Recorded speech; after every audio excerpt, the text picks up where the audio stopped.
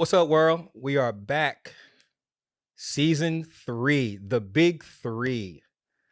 We want to say Happy New Year's to everyone, Happy Holidays, and welcome back.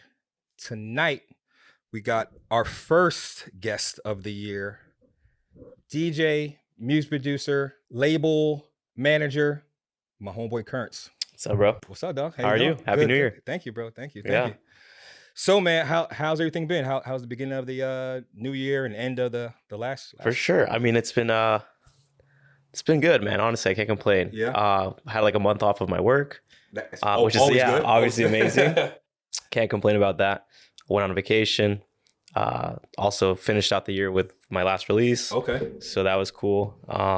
We'll definitely get into release. Yeah, we'll get into that. I know that did good. I know it's doing good. Yeah. So but yeah, it was a good end, and hopefully a good predecessor for what's to come this year. Definitely. So and we'll definitely go over some 2022 goals. Yeah, for sure, man. I already have them. So perfect. All right, so let's get right into it. So, kind of your bringing and upbringing in the music game. You want to start from there? Yeah, for sure. I mean, obviously, all my life I've been into music, you know. But in terms of when I found out that that's something that was really my passion, I'd say it was like around high school. Okay. I would go to a lot of, back then I would listen to a lot of like emo, all like very hard heavy metal stuff. And that was just like my way to escape. Like that was my thing to do with my friends, like go to shows every week. And that's how we had fun. We'd go to Warped Tour every summer. But that kind of like got me into really, my thing was back then was like buying CDs. So I would go like find a new band at Hot Topic or something, when they had the CDs. That was my thing, and I would buy the CD. And now like I still have a collection in my house, but it's just like all these like random bands, which is cool. But that kind of got me into like thinking about like maybe music is what I like. Okay. When did you like discover like house music? Yeah, so house, I mean, obviously Daft Punk was always a big thing. Okay. Also on the radio, like you would hear, I don't know, just even like a lot of like Euro style inspired pop tracks, like whether it was like Cher or Eiffel 65, stuff like that actually like made me eventually be like, well, where is this coming from? Where's this influence from? But the actual time where I was like, I'm going to be a DJ was, I had a birthday party. I think it was my 18th birthday party actually at my house. And I had my cousin DJ. I knew he was a DJ at the time. Okay. And he played like a lot of electro, a little bit of house. But yeah, definitely his inspirations were also similar to mine. And he's like a year older than me. But from there, I saw like everyone just kind of like react to him and how he was doing it. And I was like, this is cool. Like, I want to do that. And just kind of sat down with him one day and he just taught me the basics. Yeah. And from there, bought my equipment and started going. What year? You mean what year this was? Dude, honestly, I think it was like 2008, 2009. Okay, cool. Yeah. Yeah, because you mentioned CDs, and that was kind of the last time I stopped buying CDs too. Yeah. Yeah, man. It's I miss it. I miss like having a physical like thing, Yeah. It's definitely obviously now become easier, and I would definitely, if we're talking about carrying stuff to shows, I would rather carry those than vinyl. Yeah, for sure. Vinyl's heavy as shit. Yeah, I know, you'd have to do a crate and everything. But I got the last, I think, year or something where the CDJs were still like, it was still, you would burn the thing because that's how my cousin would play. Yeah. So I remember playing, I think, a year after that at his house with him, with CDs, and then I obviously it's USBs. Yeah. So from there, did you practice for a while? Did you like start doing gigs like with your cousin or anything like that, or how that work? Funny enough, yeah. I got super into it. Obviously, like I think it was a Christmas that I saved up some money and I bought just like a used like, I think it was like a Torque. I forget what it was, like just an all-in-one controller. I had it connected to my laptop, and my whole time, like I think we were on vacation, like Big Bear or something, and I just kind of like just put myself there, and just practice all day. Yeah. And from there, I kind of got hooked. Went back to college. Like I went to college that next year. Okay. And just in my dorm, I would just practice. But shortly after, I think like I would do these mixtapes every month. I try to do one. Yeah. And so it was just like me playing my favorite shit, you know. And then back then, I think I was playing like electro pop remixes, you know, which I liked at the time, and still like, you know, I'm very open to everything. But that was kind of what got the attention of this guy that was doing some events down here. I think at the time he was in high school, but this guy like had a bunch of friends. He had some money, and he would just like rent out spaces in San Diego and throw like little raves. And he reached out to me to play at Balboa. There's like I think it's called the Hall of Champions, and it's just like a museum that he rented out and just had a bunch of DJs play. Yeah. And so my first gig, actually, like legit gig, was like 400 people, like in this museum, and I was like, "What the fuck?" Like, you know? I was so intimidated, but it was like the best experience I ever had, you know. And from there, I was like, I knew, like, yeah, man, it was fun, and it was a good way to break into it. So yeah. So from there, where'd you go from there? Like more gigs, obviously. Yeah. Eventually, it was obviously went back to college, and from there, kind of had like this down year of just like my freshman year. I didn't really, obviously, was meeting people, getting into the groove of things. But it wasn't until my second year I joined a fraternity there. Okay.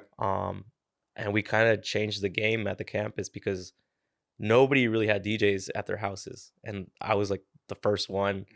And house, like not house, but like EDM was on the come up, right? Yeah. This was like 2010, 2011. So we were the first house to get like speakers and stuff, and like every Thursday I would just post up and start DJing, like, you know, just the party. Whoever came started becoming a fucking dance floor. And it just grew, and like everyone would start following that format. So it was really cool. Obviously I played there as much as I could, but from there I met this DJ back in the day. His name was Victor, and he was a promoter. So what he would do is bus people from the college to the clubs. Oh, okay. And so he found out I was a DJ, and he was like, "Yeah, you want to play a couple of gigs? Just tell the people from your frat to come." And so that led me to play a couple clubs in LA, which is cool. Yeah, so like I'm going back to the, you know, every week you played. Yeah. Those are just, you know, miles logged. You know what I mean? As far as that 10,000 hour rule, those are very important. Super. Because you can see, I mean, obviously everybody's kind of drunk at those parties, but you can kind of see how crowds react, and they 100%. Don't react, or are they all drinking, blah, blah, blah. You can kind of figure it out too. I think that's actually the most important thing. Like playing those parties was key, because I actually learned how to read a room. Yeah. And from there, and obviously at that moment, when I played those like parties, it was open format, it was whatever. I didn't really have a style, but I would play everything. But that really taught me like when to switch a song, when to do this, what to play, what works, what doesn't work. And that's what makes a DJ, not, you know, not everything else, but in my opinion. Yeah. Now we'll go over that stuff too. For sure. That stuff too. So now, so you kind of fast forward a little bit. You're playing more in LA and in San Diego, of course. Yeah. Where does the next step come in? Was the production of music? Yeah, definitely. So obviously from early on, I noticed like the trend was like, you have to be making your own music. Yeah. Like there was people my age, different colleges getting big. I think literally Zoo was like at USC making music. Dr. Fresh was at USC making music. Like these guys are now touring worldwide. Like were in my bubble, like making music at the same time. So these guys like kind of, you know, Arl Grime too. I mean, he wasn't my age, he's a little bit older, but you know, that's kind of what I saw. Like you have to just do it. Yeah. And so I bought Ableton and just kind of learned, you know. I go on YouTube, watched a bunch of tutorials and just like messed around. And from there, eventually, like, you know, obviously you look back at it now and it's like, it's cringy, but I mean, that's where you start, you know? And I was making like, EDM, trap. That was like my big thing back then. That's where my production world started. Yeah. Or bootlegs and mashups. Yeah. Now from there, when did the current type of sound come along? So, I mean, I've always loved, obviously, that. it's always like my roots, obviously. Like I found it really important to really look back and know where your music is, being influenced by. So I kind of did my due diligence of that. But really, like, I never knew I wanted to make that style until I started working at Brobot. So Okay. So I know fast. Tell everybody the release you just did, yeah, and kind of where it's at on the chart. for sure. So I just released on Brobot, which is a label that I manage with Junior Sanchez, Blackwell, and Casey Ray. Obviously, really good Shout friends out, of mine. Yeah, shout out to those guys. Honestly, it wouldn't be what it is if it wasn't for those guys. But yeah, so how I started there, it was my first job outside of college. I worked for Size Records, which was Steve Angelo's label from Swedish House Mafia. At that time, Junior was A&R for his label. That's how I met Junior. I met him at a studio in like Studio City. Yeah, we were working out of there. Really early on, like, this is why I respect Junior a lot. He kind of just saw that I was driven and saw that I had potential, and I think that kind of like really helped me throughout my career, because someone that really like guided me and like really believed in me was him always. So I respect him for that. Obviously, he's my brother. And I've stuck around from there because he told me like, oh, like, would you be interested in managing Brobot? At the time, I was just doing social media for this label. And I was like, it would be a dream to be a fucking label manager, Yeah. Eventually, Steve and him split ways. Brobot became independent, and I was taking over as label manager. Yeah. And yeah, it's been almost 10 years. So yeah. And now to get to this release, man, I mean, it was like, I didn't even tell Junior I produced for the longest time because I wasn't comfortable with my sound. I wasn't comfortable. Yeah. I wasn't even making that music, actually. So I was doing like future bass when I started the Currents project. So funny enough. But yeah, now, I mean, this Back and Forth, which is the latest one that I released. I think I have 4 releases on Brobot. And yeah, I think it's done the best that I've had so far, other than the Latin Touch one with Jesus. But I've gotten great support, and the charts, it got to like, I think number 5 on the Hype on Beatport, and then like 20 something on Jack and House. So I mean, and it's been constant. Like, I keep checking song stats, and it's just like bouncing, and it's still in there, which is nice. It's been like a month now, so I'm just happy that it's still, people are buying it and listening to it. Well, if you guys want to go pick it up, we'll put all the links down below. Yeah, please. It's on everything. Yeah, everything Beatport, right now, right? Apple. Yeah. Cool, definitely. We'll do that. So you said two things that I want to go on. Yeah. You said about the mentorship. Yeah. And you talked about first. Let's talk about how your kind of career and your mind was formed and helped from mentorship. Yeah. Because I think a lot of people today, the OGs in the game or whoever, these house head, they don't realize sometimes that some of the younger people didn't have mentors. Yeah. And if they had a mentor, they can kind of show them how to go. So can you touch on the importance of having a mentor growing in the game? Yeah, I think it's super important. Honestly, it's crucial. I think for me, it just gave me that confidence. Like, you're talking about a guy that's just like always looking up. Like, I put these people that are great producers on a pedestal. Like, and then everything I was making at the time, I was super harsh about, and I was like, I can't release this. This is fucking sucks, like, and it puts you down. It makes you not want to do anything. Like, and what are you going to do? You're not going to, as an artist, you should be able to do whatever you want. Yeah. It doesn't matter. Like, yeah, if you love it, great. Like, if you want to put a 90s track on the tech house beat, like, which is what everyone's doing right now, go for it. It doesn't matter. Yeah. But if you want to be a true artist, you should be able to do whatever you want. Yeah. And I think I kind of like put myself in a position back then where I wasn't like confident in that. And so I would want to copy what everyone else is doing. Mm-hmm. So I think it's really important to have that, because if someone's like, do I like your idea? You just need to work on a few things, and gives you those pointers. You're going to work on it, and it's going to help you get to the finish line. Yeah. And then from there, it's just, you're going to grow as an artist. So it's really important. Yeah. Hell yeah, man. Hell yeah. That's dope as hell, man. That's dope.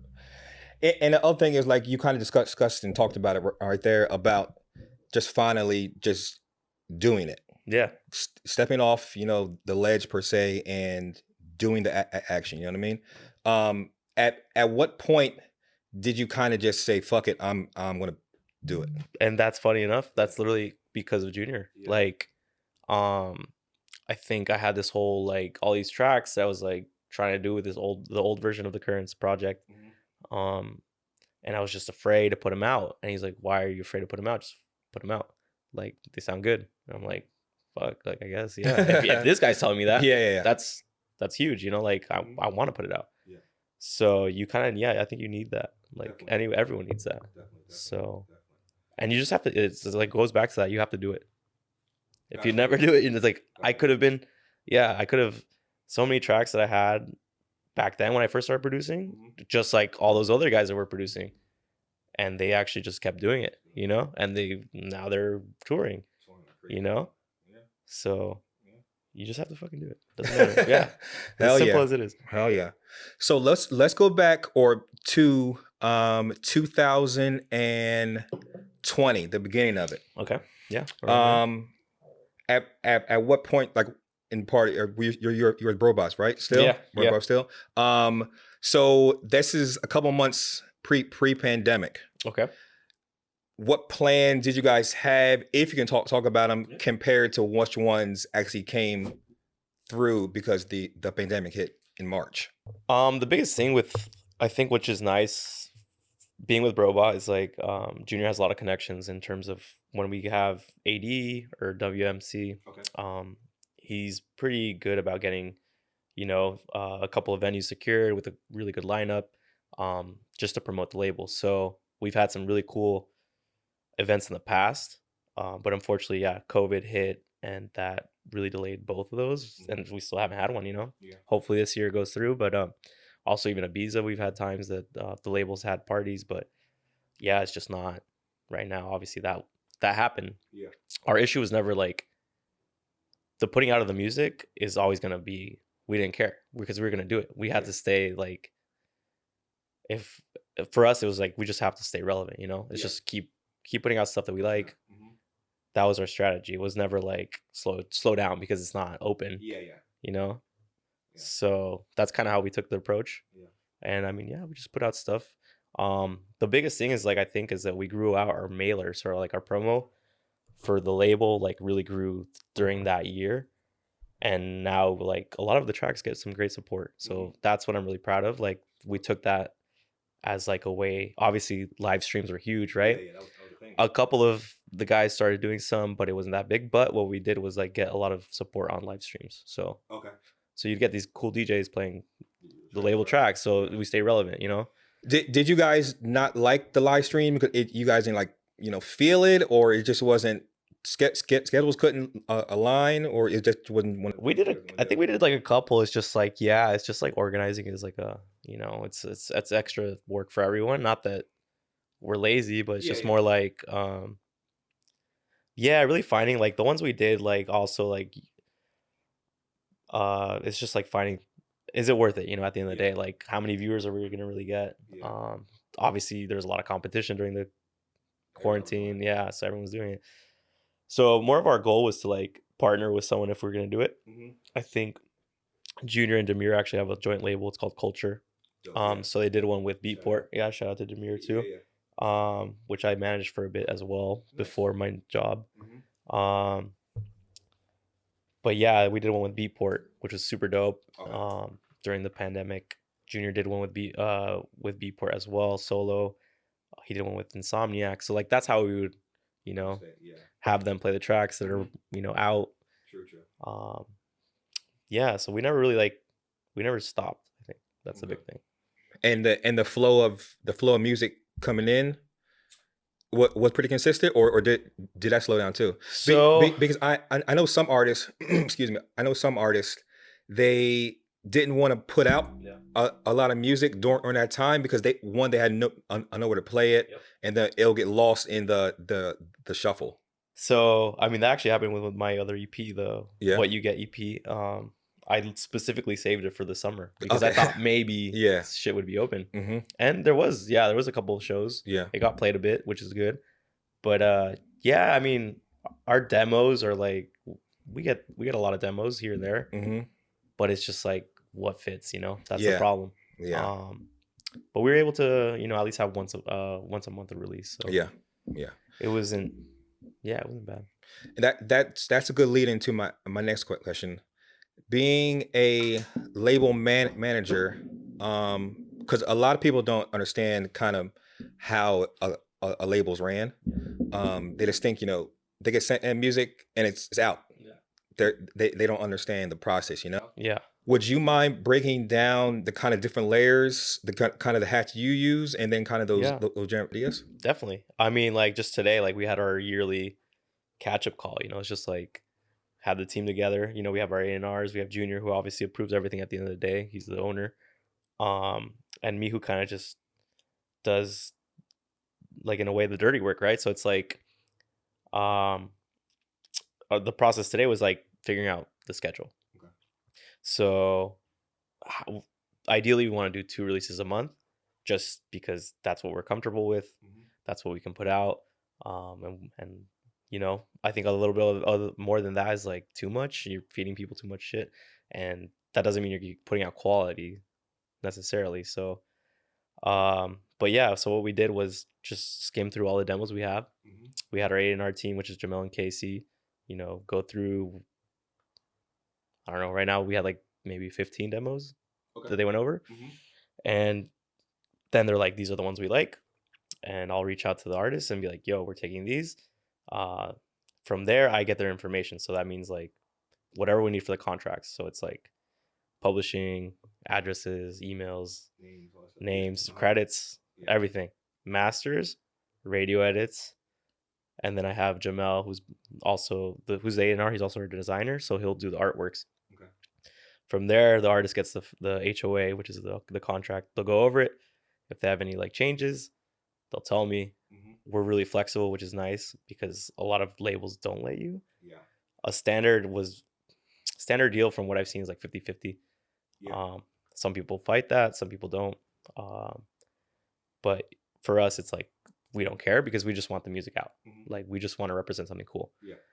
But from that, yeah, it's like after that, it's in the system. So let's say your release is in February. Okay.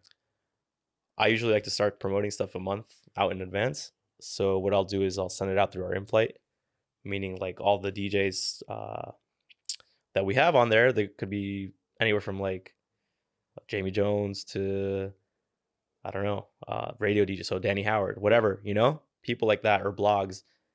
So they'll get the release. What in-flight does is it helps you kind of keep track of who's actually playing your music. So if they like it, they'll comment it and they'll download it. So from there, you can like be like, keep on their radar and see their sets and see what happens, you know.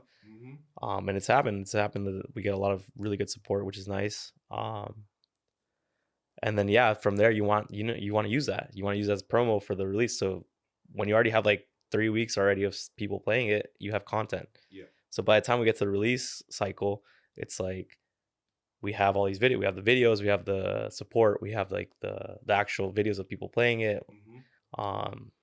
So it's nice, you know. It's like from there that kind of helps us because also when you turn in stuff early, you have the stores kind of give you that support as well.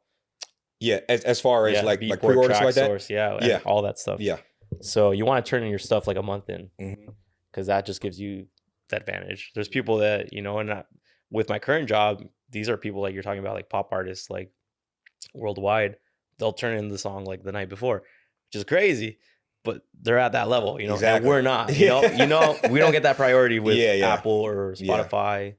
So it's really important that you do all those steps and you do it correctly and early, because it's crucial. It's really crucial. Now, you mentioned that sometimes you get, or it's about finding the right sound for the label. Can you discuss that and kind of what artists should do and shouldn't do? For sure. Yeah. I think the biggest thing, if you're sending demos to a label, obviously it's, you got to do the research. Like, is your track going to fit? Is it what they're even putting out? Yeah. yeah, maybe like we have I think we've gone through like certain styles here and there. Obviously, like we've been around for almost 10 years, so it's like, but you have to know like where they're going, you know, and you can just take a listen to what they're signing. You know, that'll give you the biggest thing. Yeah. Just go on Beatport, go on Tracksource, and just see their last releases, right? But first of all, like also just be super nice. Like, don't expect anything. All these people have lives and are just like backed up like everyone else. Yeah. You know, I get a lot of people that are like, "Oh, why didn't you respond to my email?" Or like, Really? yeah, or like, well, you listen to my demo, but like, what the fuck? Like, you know, I'm like, dude, Man. it's like at the end of the day, first of all, it's not my call. Yeah, you know, yeah. as much as like maybe it's a great track, Yeah. it's not my call. It's the A&R, you know, and Junior. So it's like there's processes, you know, and each label's different. But you have to understand that, you know, like you have to understand these are real people doing something for as a passion, you know, like maybe some are making money off of it, but most of us aren't. We're just doing it because we love it, you know? Yeah. So you have to be patient and most of all respectful. Respectful. Yeah. Yeah. I think that's the biggest thing. Yeah. So you said you want to learn the label. Yeah. You want to make sure your music is up to par for the label. Sure. You want to address the email. Yeah. Obviously, because we send MP3 through email. Can you kind of discuss like some do's and don'ts you've seen or heard Yeah, of? I think the biggest emails. don't is like don't make it super generic. Obviously keep it short and sweet, but what you do want to do is you want to sell yourself. So what's worked for you? Like what labels have you signed to? What DJs have played your stuff? If you don't have that, that's okay. But like that really helps. I think in our world, it's like we want to have people that are motivated. They're always releasing. They're always doing something cool. So it's just like, yeah, don't be like, yeah, don't write like a generic like copy paste. You know, that's the biggest turnoff because like people actually are like, this guy didn't. This if you came and write an email, what makes us think you fucking made the song? Yeah. So it's like. So I don't know. I mean, but the biggest thing is just like, yeah, if you have previous history, like charting history, banner support, whatever, Spotify supported you, like that helps. Like that does help, huh? Send it. Like, Yeah. Like you want to prove yourself. So basically like your resume. Yeah, you're literally sending a resume to the label. So it's like going forward, I'm sending all this. Like I've been supported by this guy. Oh, for sure. This is where my track was for like a year or whatever. You know, like you want to send that shit for sure. Now keep track of it. for the DJ, or sorry, for the producers that kind of just starting out. Yeah. Those type of emails. They don't have necessarily the banners. They don't have stuff like that. I think it's obviously at the end of the day the music speaks for itself. So it's more having your shit right. Yeah, just have it right. Like as long as you're respectful, I think like people are gonna like our A&Rs will always be like, wow, like look at this guy, he's out of nowhere. We've signed people that don't have any followers at all. I have 300 fucking followers. Like who cares? You know, like that's not what we care about. We care about the person, what they're trying to do, and the music, you know? Yeah. Now with the we talked about in the intro kind of the goals we'll go over goals for you personally, and then we'll go over like if you can speak about the label goals as well. Yeah, for sure. What are some goals that you have written down or thought of for 2000? Yeah, so luckily, I mean, a lot of the goals I had for last year came true, thankfully. Worked my ass off for those. The one that I really want that I hope happens this year is just get a Spotify editorial playlist. Okay. So just get added onto any of those. I'll be happy. Like that would be amazing. Yeah. Because it's just like that's the biggest way to get your music out. You know, you're gonna get a lot of plays. People are gonna hopefully spread it around. So that's what I want. I just want my music to be heard. You know, that's the biggest thing. The other one, just like a big label to hopefully sign a track. Defected is one of them. Obviously, it's fucking up there, but if it happens, amazing. You know, put it out there, man. They may see it, man. Yeah. They may see it. So Defected, if you're out there, I'll send you something. Obviously, Jamie Jones right now, I'm on his radar because he played my track, so I want to send something to him. Yeah. Amazing if fucking happens, but we'll see. That'd be dope. Yeah. So if it happens, I'm very happy. Hell yeah. Now some label stuff. Label stuff. Obviously, we want to grow it. I mean, we're trying to do a lot of events. Yeah. So hopefully some like showcases in bigger cities like LA. Chicago, and then New York. Yeah, And that's actually where we met during one of your guys' showcases. Yeah, and that was funny because that was like super random. Like it was my 30th birthday. Oh yeah, that's right. I didn't even know that Junior was gonna play because it was last minute. Yeah. And the funny thing is, obviously, Paul he's on the label. We just signed actually another EP from him today. So ready for that one. And yeah, man, and obviously you were there. Yeah, it was dope. Yeah, man, and thank you for sharing, for letting me share the stage. For sure, man. That's the best gift I have had. That was a fun night. So yeah, it was super fucking fun. Definitely. To like have that label, be able to showcase our talent, and like in a place where I've always wanted to play, like it was great. Hell yeah, man. So. Yo, I'm super excited to see you personally in 2022, and as far as the label too. Thank you. For sure, man. For sure. Yeah, it's definitely, we want to grow it. Like I told you, I think earlier, it was like work on the social media because like we have great releases. We have a cool, I think, image. It's more like getting it out there. It's like it's been the hardest thing, you know. Yeah. It's always is, and it's just like the people that are in it for the right reasons will find it. But it's just like how to speed it up, I don't fucking know. But bro, we got some help for you. For sure. All right, man. It was a dope interview. Let everybody know, or where they can find you at. Yeah, everything's at Curtis Music. Spotify, you'll probably have to search a little bit harder, but it's a couple of us. But yeah, I'm on SoundCloud, Instagram, Twitter, all that. Hell yeah. So let's get on these decks, bro. Yeah. Let's go. Appreciate it, brother. All right, bro. Thanks for having me. Cool.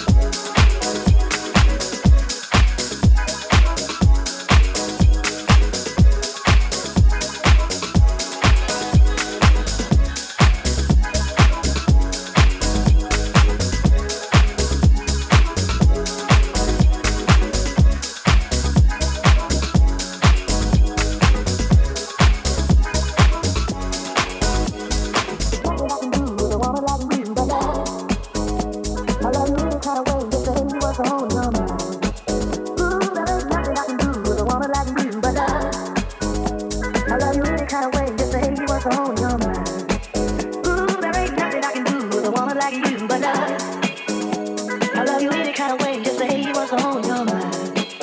Ooh, there ain't nothing I can do with a woman like you, but I love you any kind of way. Just say what's on your mind. Ooh, there ain't nothing I can do with a woman like you, but I love you any kind of way. Just say what's on your mind. Ooh, there ain't nothing I can do with a woman like you, but I love you any kind of way. Just say what's on your mind. Ooh, there ain't nothing I can do with a woman like you, but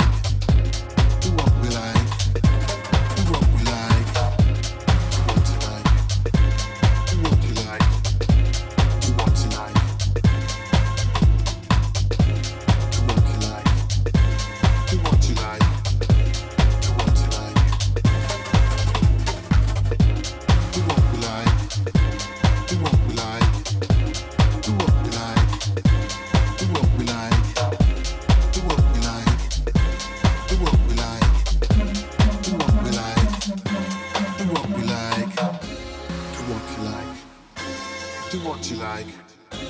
Do what you like. Do what you like. Do what you like. Do what you like. Do what we like. Do what we like. Do what we like. Do what we like. Do what we like. Do what we like. Do what we like. Do what we like.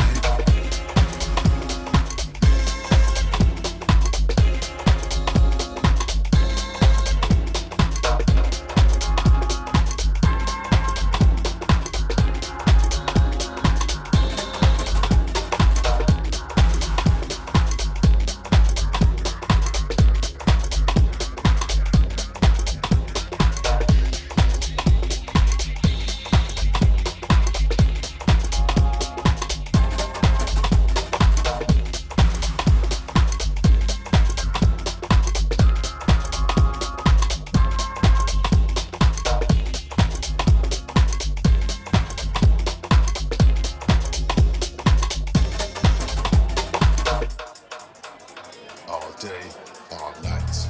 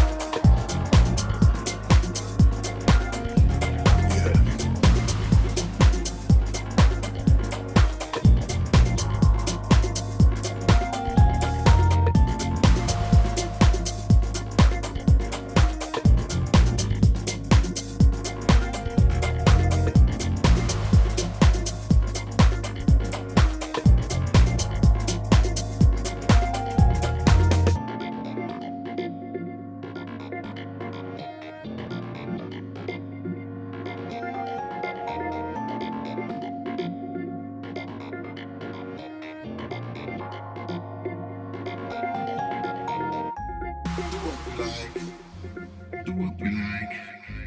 Do what we like. Yeah. Do what we like.